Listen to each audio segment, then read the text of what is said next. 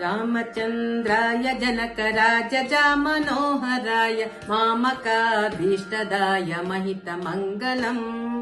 रामचन्द्राय जनकराजजामनोहराय मामकाभीष्टदाय महितमङ्गलम् कोसलेशाय मन्दहासदासपोषणाय वासवादिविनुतसद्वराय मङ्गलम् राय मङ्गलम् चारुमेघरूपाय चन्दनादिचर्चिताय हारकटकशोभिताय भूरि मङ्गलम् भूरि मङ्गलम् ललितरत्नकुण्डलाय तुलसीवनमालाय जलजसदृशदेहाय चारुमङ्गलम् चारुमङ्गलम्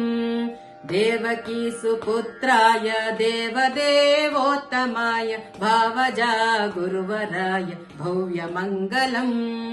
भव्यमङ्गलम् पुण्डरीकाक्षाय पूर्णचन्द्रवदनाय अण्डजावाहनाय अतुलमङ्गलम् अतुलमङ्गलम्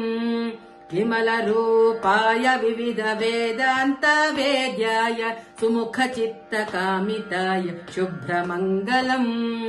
शुभ्रमङ्गलम्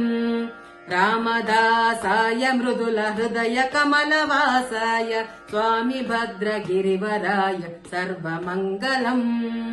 सर्वमङ्गलम् सर्वमङ्गलम्।